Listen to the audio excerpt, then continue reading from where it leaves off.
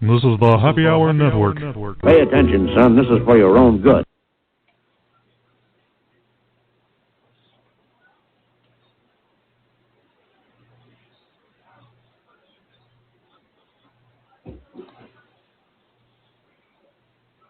Today's sponsor is Audible.com, who has more than 180,000 audiobooks and spoken word audio products.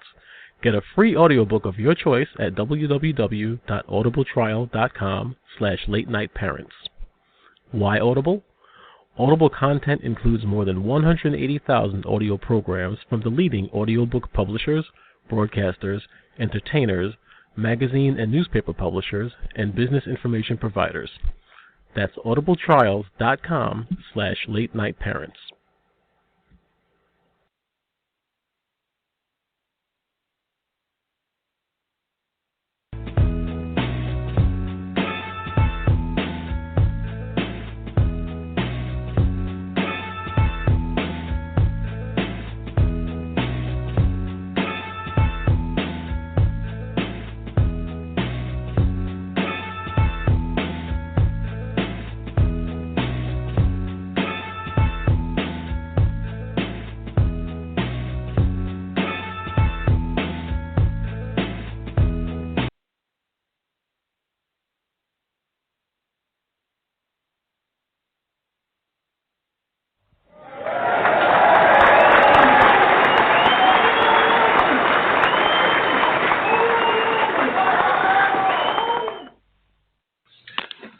We usually start off the show with me being grandiose and talking about, the millions and billions of listeners. We're not going to start that way tonight. Our thoughts and prayers go out to those family members and those lost in Brussels. I want to give you guys a moment of silence because it's just not safe out there. It really isn't. But we're all Americans. We stand tall. We're not going to be bullied around. We're not going to be running scared because of terrorists. This is Ted Hicks, Late Night Parent Radio. Happy to be back for March the 23rd. It's 2 minutes past the hour. Ways of getting in contact with us. You can find us always you can find me on Twitter under Real Ted Hicks or Late Night Parent. Both of those Twitter accounts. You can find us on Facebook, facebook.com/Late Night Parents. And you can find our website, latenightparents.com. And for those of you that are lazy, lnp.tv. You type in those characters, it will automatically direct you to Late Night Parents. As I mentioned before, this is Ted Hicks. Happy to be here tonight with you. I have two wonderful guests lined up. We'll get to them shortly. 5 minutes past the hour, it's Pamela D. Wilson. She's a certified senior advisor. She specializes in working with families and professional caregivers to navigate the healthcare and system in regards to aging concerns, in regards to autism, all the above. She has her book recently came out, The Caregiving Trap: Solutions for Life's Unexpected Changes. It's available at all bookstores. She's going to join us at 5 minutes past the hour. At 30 minutes past the hour, Firevert, the founder, and he's an active firefighter, Peter Thorpe, joins us to talk about his product, Firevert, and share some moments of when he appeared on the popular show Shark Tank. It's all about fire safety. This is the month of March. This is our next to last show that's going to be show/podcast that's going to be in March. It's Women's History Month. Happy to be here. Happy to represent everyone that listens to Late Night Parents. We talk about, as you know, we discuss the latest trends and game changers in parenting, technology, education, sports, and product reviews. We do a little sports once in a while, so, not tonight. We're not doing sports. But I couldn't do this without the best media partners out there on internet radio. Just a few I want to name tonight. NGSC Sports, that powers us. Powers us on the iHeartRadio app. I-95 Sports Network. Mr. Bobby Blackjack plays this all the time. I want to say thank you. Life Improvement Radio. You can catch us every Monday, 10 a.m. LifeImprovementRadio.com.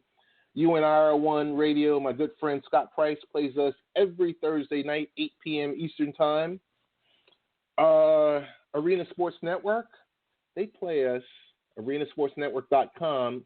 Mr. Brian Snow plays us every night, 11 p.m. Eastern Time, late night parents. So it's your alternative to late night TV. You got Kimmel, you got a few other the talkers, and you got Ted. So Ted talks on LNP every night on Arena Sports Network. Want to thank our friends in the UK. Tiz Shearer, happy birthday, or I should say happy belated birthday.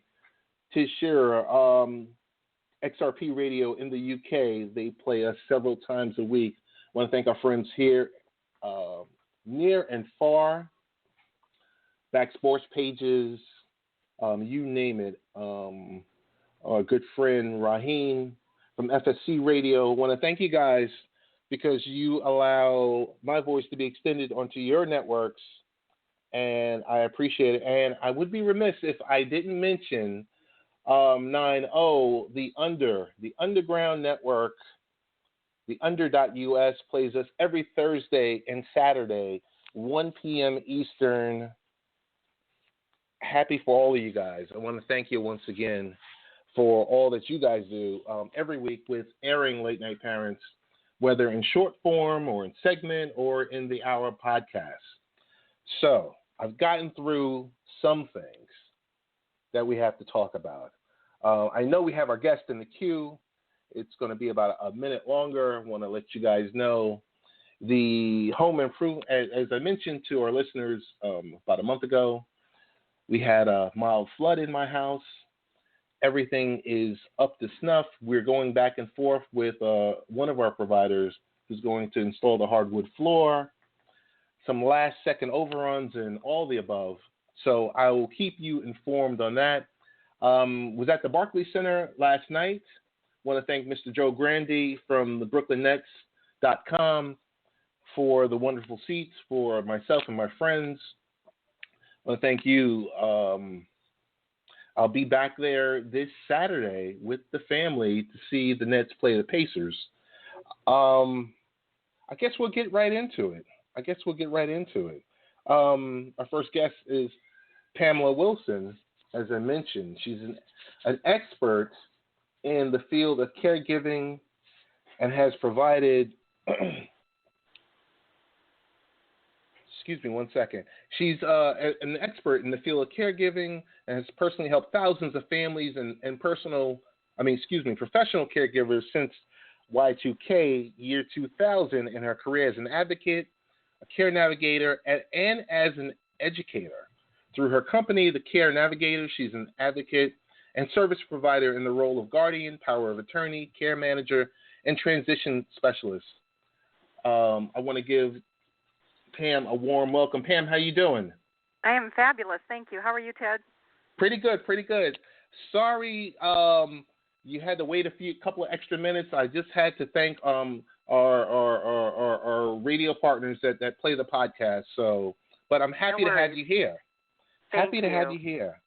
So I'm not sure where to get started because Miss Christy Hughes was so kind enough to share with me your story. I'm just going to turn the mic down on my end. I have a few questions, but why don't you introduce yourself to our listeners? Tell us who you are, all the good work that you do, and then we'll go in with a few questions. Okay. So, Pamela Wilson, I serve as an advocate for caregivers, and a caregiver really can be any age, so it's a parent raising young children, it's older parents taking care of their grandparents, it's children taking care of older parents, so just a wide range of situations. And what I like to talk about a lot is, in advocacy, is that you have to speak up. And so throughout my life, I've been a family caregiver. I've lost both parents, a brother and a sister, and I've been doing this work since 2000. And from a caregiving perspective, it's so important to speak up, ask questions, advocate for yourself, and most of all, not feel guilty about what you can't do. So when I talk to caregivers, that I always bring that up because it's so significant to what we do day in and day out. So true, Pam. So true. I want to get into your new book. Well, it's been out since October, I believe, if I'm correct. The Caregiving Trap: Solutions for Life Unexpected Changes. It basically arms caregivers with the knowledge to advocate on behalf of their loved ones and provide advice on how the caregiver can maintain a healthy lifestyle too. So let's get into your book on inspirations for writing it. Inspirations for writing it actually came from the people that I provide care for. So my older adults, my younger adults who need care, and the caregivers. So the people who need the care always say to me, oh my gosh, I didn't realize life was going to be like this. I'm sick. I have all these things wrong with me. I take these pills. I feel like my life is a trap. On the other hand, you've got the people doing the caregiving who say, oh my gosh, who knew that I'd have to take care of a sick child, an older parent, a spouse, somebody with Alzheimer's? This is not the way I wanted my life to be, and I feel trapped. And so the book does both perspectives of, if you're a caregiver, how do you make sure that you're taking care of yourself so that you can take care of your loved one? And if you're on the other end, the person needing care, how do you work with families, family members who, you may feel guilty about your kids giving up time to take care of you, or you're a young parent and you've got to work and you feel like you should be with your kids, doing things. So it's both perspectives and how to work through this and be able to talk about it, because a lot of people can't talk about it. Right. So, I with most of our guests that we have on Late Night Parents, I use myself as an example. For one, my dad is 84, but he still gets around. He drives. He's going to Atlantic City and here, there. He has a new girlfriend, and I'm like, oh my goodness, I'm smiling right now because I'm like, okay, when Mom passed away in 2006, I was kind of wondering, like, oh my goodness, what's going to happen? So it's just the opposite. But in situations like that, I guess the key questions that come up to you when you have that aging parent and you have, whether it's a daughter or a son, and they have their own family, what are some of the issues that pop up? And let's just say the elderly parent isn't able to move in with the son or the daughter, and they have to be the care provider for that parent. What are some of the, I guess, stopgaps or pain points? So the big things that come up is roles. So if you've got a parent, and in a lot of situations it really isn't best if they move in with you, because sometimes that brings a whole host of other issues. But let's say that you're taking care of a parent and you've got brothers and sisters. It's the conversation about, okay, I can do Saturday. What night can you do? I can pay bills. I can pick up groceries. I can get medications. So just kind of like dividing the work up for taking care of a parent so that it all doesn't fall on one child. And if you're the only child, then it's talking to the parent about hiring outside help to provide that care, because one person really cannot do it all. They can't, as much as they want to. It's not possible, not good for their health. Right. So I have a question here. How might parents with a disabled child manage and support a normal family life when there are non-disabled children in the family? Is this even possible? It is possible, but what comes up a lot is guilt. So the parents will feel guilty. Let's say you've got an autistic child and there's a healthy child. The parents a lot of times will feel guilty because they're spending so much time with that autistic child, and they don't feel like they're giving enough time to the other child. So it's kind of including the autistic child in the life of the other child.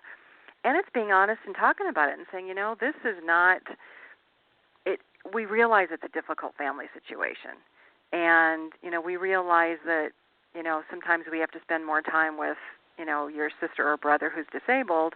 We want to give you equal time, but sometimes we need some extra patience. So it's in a family, just being able to talk about it and as parents seeking support. If you want to do something, is there somebody that can, come and take care of your disabled child for a weekend so that you can spend time with the healthy child? It's kind of balancing act, just as it is with taking care of parents. You've got kids and parents. How much time do you spend with caregiving for the parent versus your healthy children? That's true. I want to make everyone aware that we're speaking with Pam Wilson, but in a few days it's April and it's Autism Awareness Month. So in the month of May, it's Mental Health Awareness Month. So we got to keep those two things in mind. But my second question is, what insights might be helpful for parents of disabled children who feel separated or isolated from general society because they have a child who's different?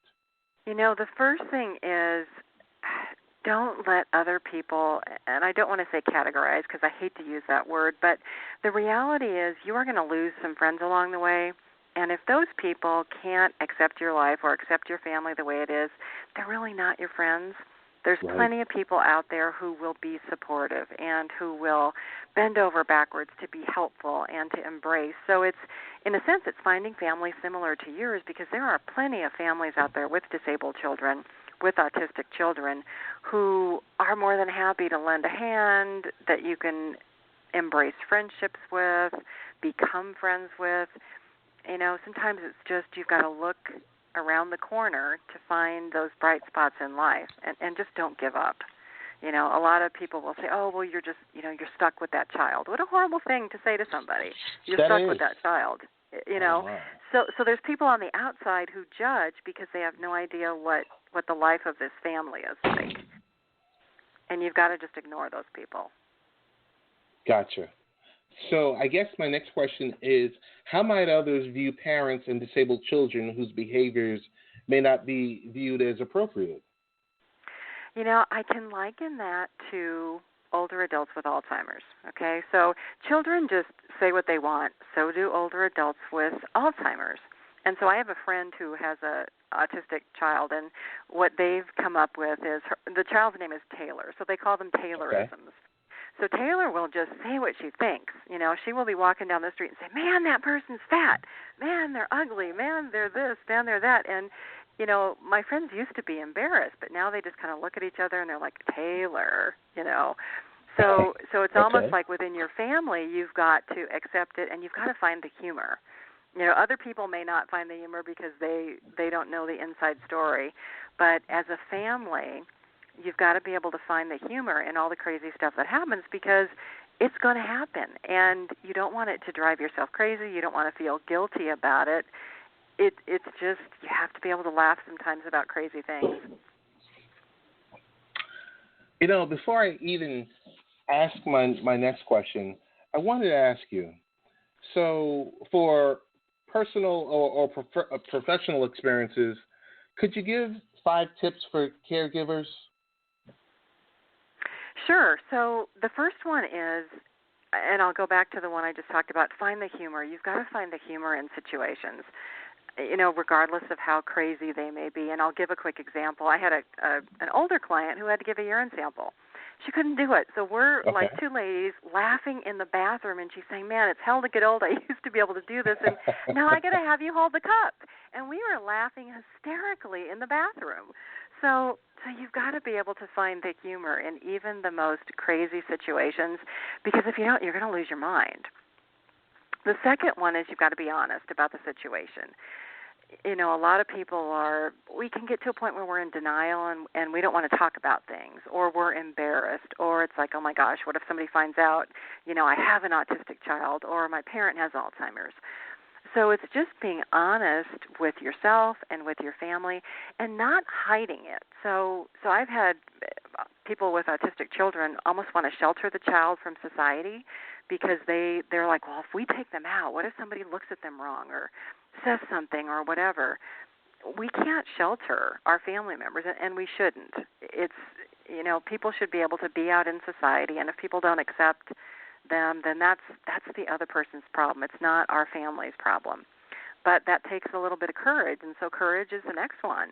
It's like, don't be afraid to talk about what's going on in the family. Don't be afraid to ask questions. so many people see healthcare providers and doctors as God, and they're really not. And you have to be able to challenge what they're telling you to be able to understand what's going on. And that kind of falls into the tip about knowledge. Read books, investigate, join support groups and committees and things like that. The more that you know about your situation, regardless of whether it's a developmental disability, autism, Alzheimer's, aging, the more that you know, the better you can advocate and the better that you can take care of your family and your loved ones. Perfect. So I do have two other questions, but one, I had one of my good friends was local. Their parent developed Alzheimer's, and so she had a brother who was, I'm going to say, about 200 or 300 miles away. So she was in New York. Her brother was in D.C., Maryland area. And I just saw how it just took a toll on her. Uh-huh. Just the day-to-day struggles, and where, just coming from her viewpoint, I would sit and talk with her, just to allow her to vent. For let's say, children that don't have siblings, what words of wisdom could you offer to them? A couple. So one is find a support group. A lot of people are afraid of support groups because you kind of see the future. So you might have a parent with early Alzheimer's, and there might be some people in that group with late-stage Alzheimer's. And so you might see the future, which may not be a pleasant thought. But the people in those support groups really can provide support. The other thing I talk to is go see a counselor. A lot of people are afraid. They think, oh, my gosh, if I go to a counselor, people are going to think I'm crazy. No, if you go to a counselor, you're actually very intelligent because you're getting yourself some much-needed help. Families have to be able to talk to people about this. Caregivers have to have somebody to talk to. Fortunately, your friend had you as a sounding board.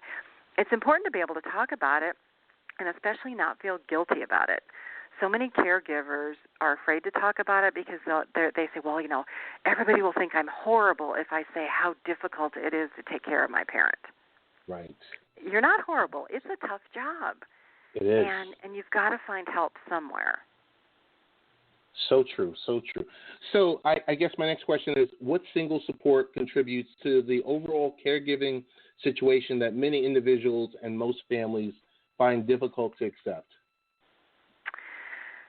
The first one is accepting help. So many families think that they have to do it themselves, and they'll do it to the point of exhaustion, or they'll do it to the point of frustration.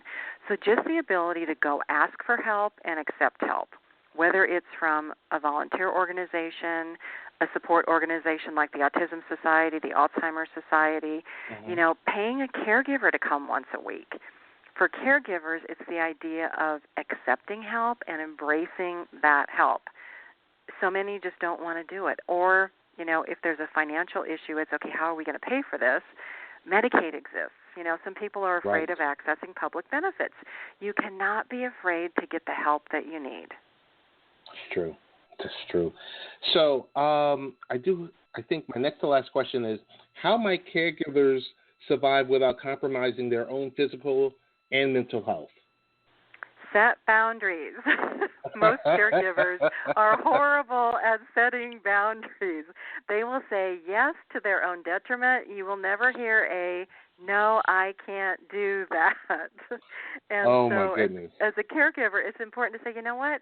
I'd love to be able to do it, Mom, but I need some time on my own. I can't be there Sunday night, but you know what? Tuesday night I can show up.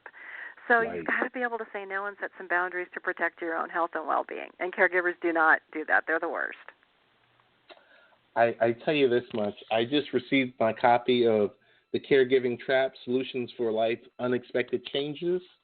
I'm so excited that I'm going to be able to jump into it this weekend and read it. Pam, if you could tell us, and this segment, this part is about you. Best ways to get in contact with you, your company, your book, your website, best ways to get in contact with you on social media. So we're on social media. The social media is the Care Navigator. My company website is thecarenavigator.com.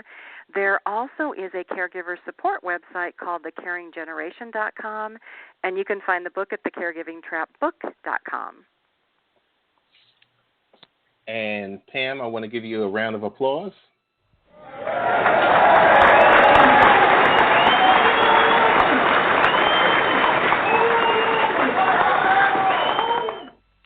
Ted, thank you so much. I want to thank you so much for taking the time out this evening. You could have been doing anything.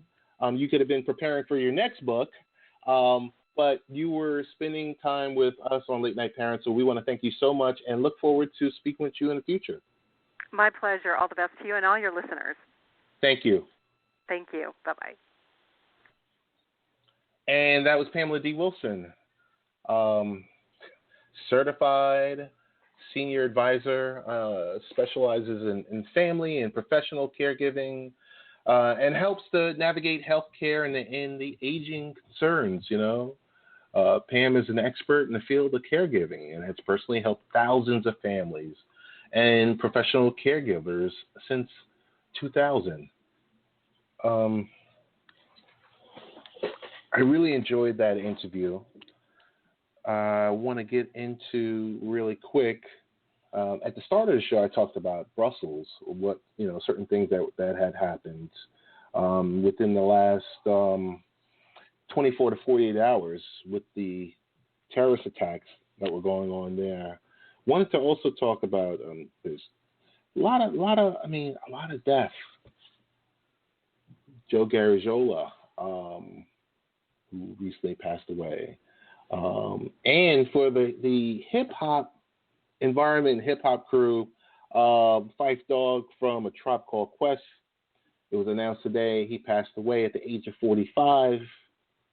He was going through some health issues, and it just kind of hit me today because I'm also 45. And I go to the doctor, and I get checked out. And it just goes to show you that we're all at that older. Get yourself checked out. Go to the doctor regularly. I mean, if you need to go more than just your annual physical, then do so. Make sure you know. I mean, if there's a specific ailment or something that's bothering you. I know he previously in 2008 had a kidney transplant and was on a list for another kidney transplant.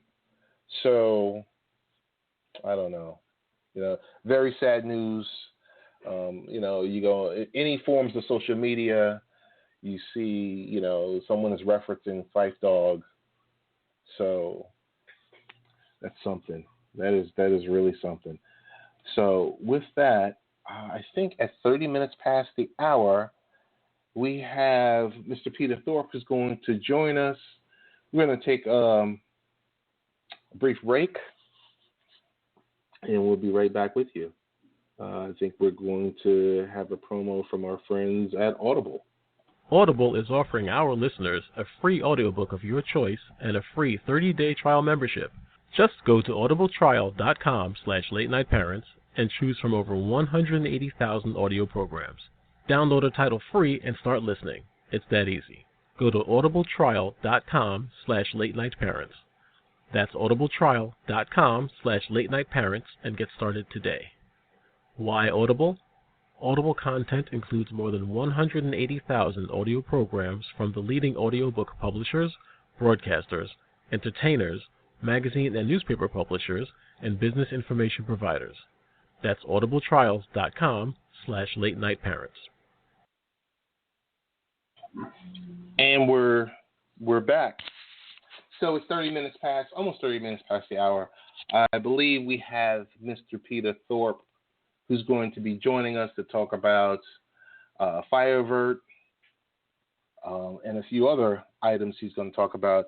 But just wanted to talk about real quickly, we just had daylight savings time, and on Late Night Parents, we had an article listed called Too Much Sleep Hurts. And it was posted on the 20th. So we all know that not sleeping enough is bad for our health. A lack of sleep causes stress, anxiety, lack of concentration, and feelings of fatigue. But what about sleeping too much? Is it possible to get an excessive amount of sleep? And if so, what are some of the consequences? So we briefly went through the National Heart and Lung and Blood Institute of the CDC just to go through a recommended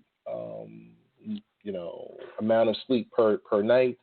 We talked about from newborns, for preschool, those kids that are, teenagers to adults. I mean, adults only need 7 to 8 hours. Teenagers need about 9 to 10 hours. School-age kids need about 10 hours. Preschool-age kids need 11 to 12 hours. Newborns need 16 to 18 hours. So what do if you're sleeping too much during the day and night? Here's how it can affect your health. Number one, an increased risk of depression. People who normally sleep over 9 hours a night usually worry more, have less energy, and are more likely to be depressed or anxious. According to the National Sleep Foundation, about 15% of people with depression oversleep. In a study looking at twins, those that sleep for more than 10 hours had a 22% increased risk of depression. Weight gain. Sleeping more than 9 hours can increase your weight. Some explanations say that the increased hours spent in bed reduce your time to burn energy necessary for controlling and losing weight. A study also found that people who sleep 9 to 10 hours a night increase their risk of obesity by 21%. The next item is increased risk for diabetes. Researchers found that middle-aged or older women have slept for 9 or more hours a night increased their risk of diabetes by 30%. Heart health. Another study found that adults who sleep more than 10 hours a night, along with those who take afternoon naps of more than 90 minutes, are at risk of heart failure. Sleeping 10 hours or more increases your risk of heart failure by 33%. Sleeping more than 10 hours can raise fat levels in your body, increase your waist circumference, and lower your body's good cholesterol levels. Increased risk of death. In one of the most staggering studies, researchers found that sleeping more than 8.5 hours a night is just as bad as sleeping 3.5 to 4.5 hours per night. Too little and too much sleep can increase your risk of death by 15%. So you have to try your best to get the golden 7 to 8 hours of beauty rest per night. Also, don't let the statistics scare you too much. It's always okay to sleep in every once in a while, and if you've had a long or restless week. Most importantly, you need to sleep to have a sharp mind, energy to exercise, and great overall health. So some additional tips that you should follow to maximize a healthy night's rest. So you got to really set a regular time to go to sleep. I mean, if you're all over the place, if one night you're going to bed 1 o'clock in the morning, and the other nights it's 11 or 10 o'clock at night, that's one thing. Try to set a regular time to sleep. Avoid coffee, caffeine, and nicotine later in the afternoon. I mean, and that's a pretty hard one because we have a lot of coffee drinkers. People don't like decaf. I mean, I actually order decaf coffee. I mean, I don't know if I should pat myself on the back, but do I drink a cup of coffee every day? No. Maybe about 2 or 3 times a week. And I started drinking coffee within the last 3 to 4 years. But the bit about the nicotine, I mean, we know the nicotine isn't good. One key thing is don't exercise close to bedtime. Why? Come on. Avoid alcohol close to bedtime. I mean, but you got a lot of people that will drink themselves into a stupor and then pass out. So, I mean, I would say it's best to be a social drinker. I mean, I drink socially. Yes, at the basketball game at the Barclays Center last night, I had 3 or 4 beers. You know, did I overdo it? No, I didn't. Did I sleep well last night? Not necessarily. I jumped up a couple of times last night. It says, don't eat big meals late at night. That's a no-brainer. Avoid naps after 3 p.m. That's hard because usually at nighttime or in the evening, what I find myself doing is for that train ride home, I find myself, since it's an hour ride, I find myself taking a nap. So that kind of screws me up later down the line when it's like 9, 10 o'clock, and I guess I should be getting prepared to go to bed. I'm not. Set the mood, a dark, quiet room, a cool temperature, and a comfortable bed. I said set the mood. I mean, I guess that's pretty much self-explanatory. But, if you're in there by yourself is one thing, but if you set the mood and your spouse is in the room, then I don't think you're going to be getting too much sleep going on. If you got a dark, quiet room, a cool temperature, and a comfortable bed, all you need is some music, either that or Netflix. Keep your TV, cell phone, or any other bright screen turned off. I think that new feature that Apple is going to release with iOS 9.3 is going to be key. I mean, for one, I leave my mobile phone in my office. Yes, by trade I'm IT, but certain nights you just need a good night's sleep. You don't want to be woken up 2, 3 o'clock in the morning with, whether it's a text or whether it's, someone on Twitter or someone that you're following, lighting up your screen, or, just all the above. Sometimes you have to turn that do not disturb feature on your phone. And it's so great that Apple has enabled this feature finally in the iOS 9.3. It's long overdue. It really is. So basically, those are the options from Too Much Sleep Hurts. It's available on Late Night Parents. I believe the Fire Alert founder and active firefighter, Peter Thorpe, must be busy because he hasn't joined the specific time he was supposed to be on with us. But I just wanted to quickly, we spoke about the product, Fire Alert. It's listed on latenightparents.com. It basically talks about, how does Fire Alert work. Home fires are costing homeowners over $1 billion in property damage each year, and the average cost for a homeowner is over $6,000 in damage repairs. With Fire Alert, you don't have to worry about your home going up in flames. You can save several thousands of dollars if a stove fire were to occur. A Fire Alert shuts off the stove in the event that the smoke is detected. Fire Alert is the simple wall unit you plug your stove into. Much like a surge protector, it then has the ability to shut off your stove at the first sign of smoke by syncing with your smoke alarm.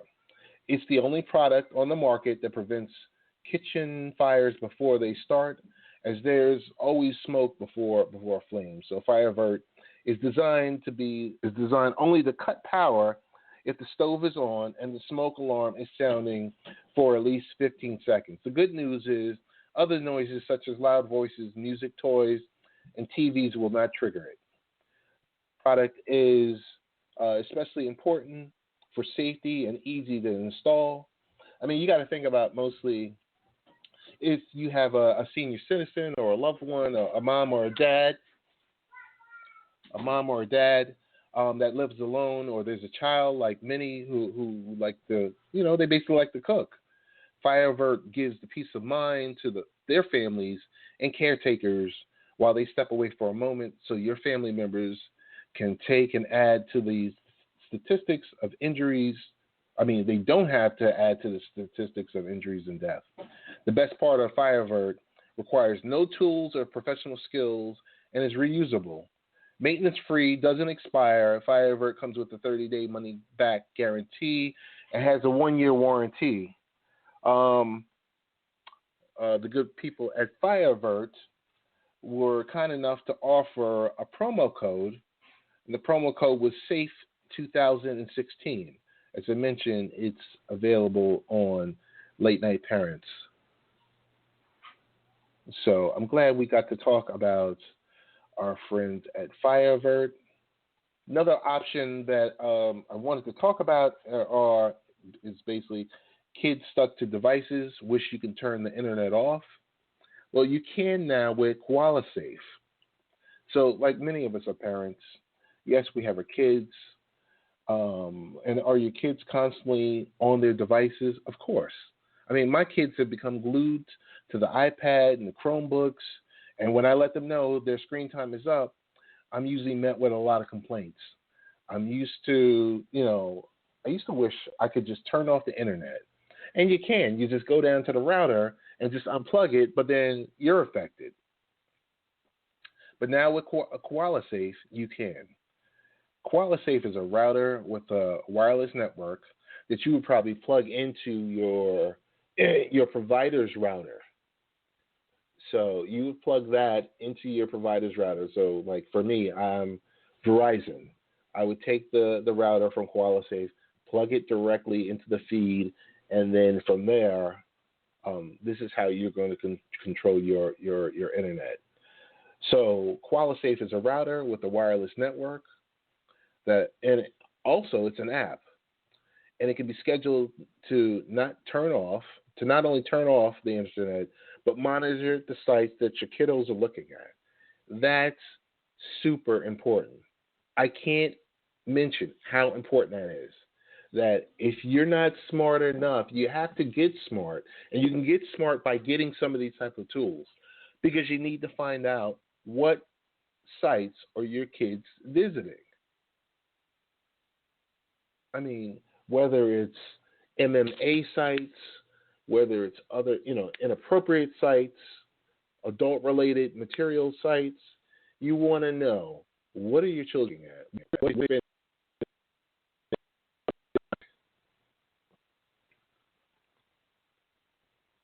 So the best way is to unglue those kids from their tablets. I mean, parents are faced with addicted, smart device kids, and they have an ally on their side with KoalaSafe.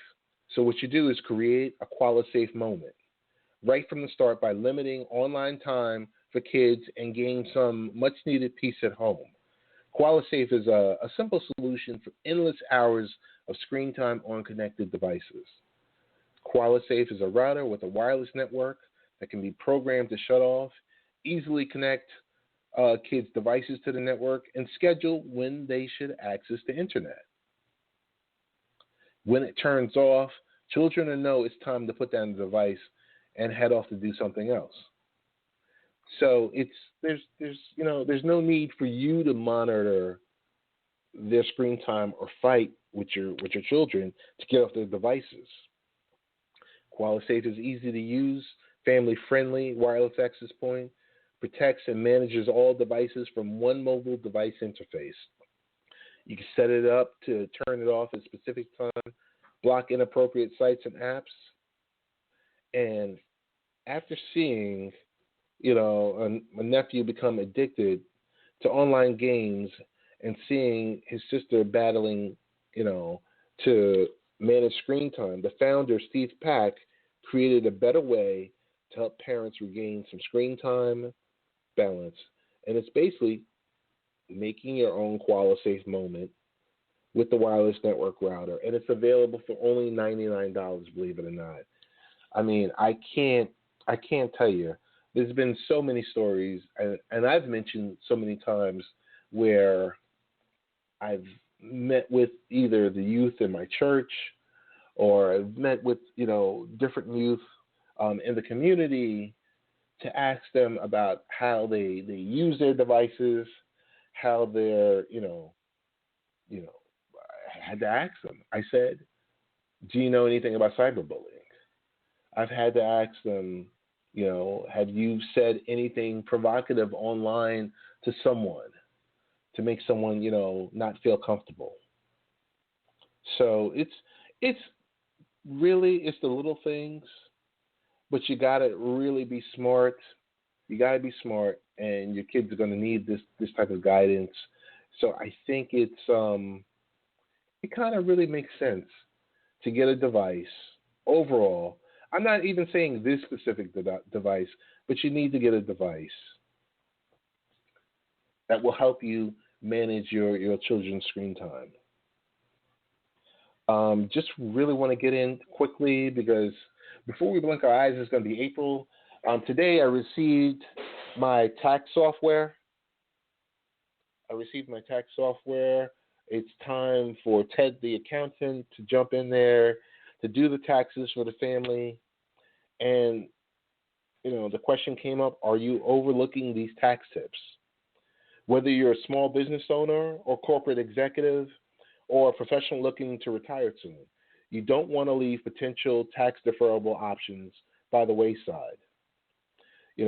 That's basically money in the bank, or at least it could be. So don't look at it as a trick. Legally, it means there's a certain criteria. It's your specific money. So while many taxpayers simply don't know what they're missing, others think they know exactly what they're doing. The problem in both scenarios is that most will simply do this year what they've done in previous years, which could cause them to pay a higher tax bill than necessary.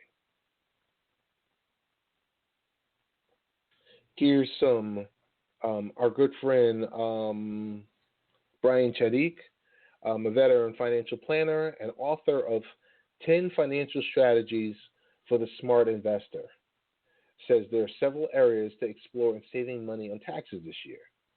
And some of them are insurance products offer an advantageous tax status. These products include both life insurance and annuities. Regardless of how you see the performance of these products, they have a unique tax status. Life insurance cash values can grow tax-deferred and may be accessed tax-free for supplemental retirement income. Annuities also offer complete tax deferrals during the accumulation period. The type of investment vehicle can make a big impact in your tax efficiency. So tax-wise, exchange-traded funds offer an advantage over traditional mutual funds, which can generate a large amount of phantom income. That's taxed based on buying and selling of underlying securities. So growing these electronic traded funds, however, may offer the same kind of performance, but the changes at the portfolio level aren't taxed in the same way. So ETFs are less expensive. You have to track year-to-year carry-over items. That's the one piece that I would say is my Achilles heel. Tracking year-to-year carry-over items. So you got to check for any capital losses that could offset current capital gains. Excess amounts of unused capital losses can be carried over to the next year's return. So, for example, if you have net capital losses in a prior year in excess of a $3,000 annual deduction limit, they can be carried over to next year's income tax return. The same goes for any charitable contribution and unused business credits you can't deduct in a previous year because of limits on such write-offs. You got to remember, did you just start retirement planning? You got to what's key is reviewing your contributions and unused business credits. Also reviewing whether it's a 401k plan, 401k, SEP, individual IRA. Check out the advantages of using any tax-deferred saving vehicles that are available for tax reduction strategies. If you're new to retirement planning, know that not all contributions are deductible. These tips are just a starting point to let folks know what's possible in saving for the tax season. Very, very key. You got to ask that question. Are you ready for tomorrow? I mean, and me, for one, personally, living the current lifestyle I currently live, no, I'm not ready for tomorrow. Not at all. But I have to get ready, so I've started. And it's as I mentioned, it's key. The last thing I'm going to talk about is, and I was going to talk about it a few weeks ago, 5 rules of salary and negotiation. And it's by Glassdoor. So the big question is, are you hoping to receive an awesome job offer? Are you praying that your employer will give you a raise this year? Whether it's the fear of being perceived as pushy or feeling uncomfortable about the negotiation process, professionals are hesitant when it comes to salary negotiation. So you got to make it a goal. I hope you did already, because, the first quarter, we're a few days away from the first quarter being, done. So you got to make it a goal to earn the salary you deserve. Instead of fearing salary negotiation, here are 5 rules every professional should follow when asking for a raise. Number 1, you got to avoid accepting the first offer. I can go for days on this one because in my previous capacity, I was offered a specific position, and my former employer told me, well, it's a lateral move. And I said to them, how could it be a lateral move when here's my current duties, and here's my existing duties, and here's the future duties that you want me to do? Really know your worth. So when negotiating a job offer, don't be so quick to say yes. Instead, to tell the employer you need more time to think about the offer. Ask the employer if you can provide a response within the next 24 to 48 hours. I always say what has worked for me in the past is stating that, hey, I need to go home, I need to go talk to my wife about this, and we're going to sit down and then I'll get back to you in 24 or so hours. During that time, you sit down with the job offer and determine if it's a fair offer. After you've made your decision, approach the employer with your counteroffer and be ready to negotiate a higher salary. Number 2 is don't be the first to share a number. The art of salary negotiation is to wait for the employer to make their offer. Unless the employer asks what your expected salary is, don't provide a number until requested. The key is to be patient and wait for the employer to present what they think is a suitable salary for your experience and skills. Keep your emotions in check. Salary negotiation can put you through a roller coaster of emotions. It can be scary, stressful, exciting, and even frustrating. So regardless of how challenging the salary negotiation process becomes, make sure it's to keep a positive attitude and stay professional. Number 4 is remember to negotiate additional perks. What many job seekers overlook during the negotiation process is the additional benefits they're receiving as part of the job offer. Instead of solely focusing on the salary, pay attention to other perks such as health benefits, a sign-on bonus, paid vacation, and an opportunity to telecommute. It's very likely an employer will be open to offering you additional perks if they can't promise you the higher salary. That is so key. Nowadays, we're in a day and age where, telecommuting is the norm. Being remote is the norm. You physically can do everything that you need to do externally from your office as if you were currently on site. Number 5 is find the balance between what you're worth and what the employer can offer. The important rule in negotiating a salary is knowing what you're worth and what the employer can offer. The last thing you want to do is request a higher salary and more benefits without doing your research first. For example, if you apply for a marketing position at a small nonprofit, you can't expect the organization to have the same budget as a large marketing firm in downtown New York City. Before you negotiate your salary, Determine how much you should be paid for the position you applied for. This will help you think of a realistic counteroffer to present to your employer. You got to remember, salary negotiation is a challenging process for many professionals, but it can be one of the most rewarding things for you to do in your career. And by following these rules of salary negotiation, hopefully you'll earn the salary that you deserve there.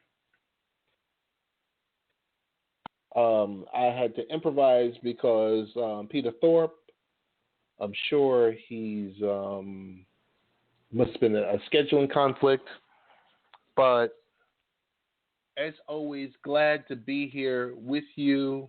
As I mentioned, it's Women's History Month. We will have one more week to celebrate during the month of March. Month of April is Autism Awareness Month. And I think in the month of May, we are talking about, I think it's Mental Health Awareness Month. So we're going to be talking about those topics in the months of April and May. I want to thank you all for joining us for this podcast. This podcast was called Sunrise. I want to thank Pamela D. Wilson for coming through. With that, we're getting ready to close out the show. But as I mentioned before, you can find us on Facebook, facebook.com, Late Night Parents. You can find us on our website, latenightparents.com, or lnp.tv. You can find me on Twitter under The Real Ted Hicks, or you can find the show under Twitter as Late Night Parents. And I think we're getting ready to close out.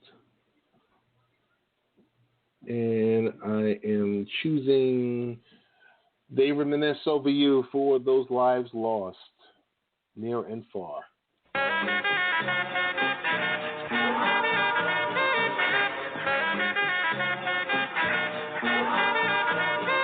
reminisce.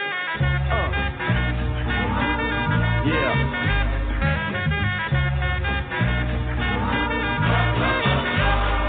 I reminisce for a spell, or shall I say think back 22 years ago to keep it on track. The birth of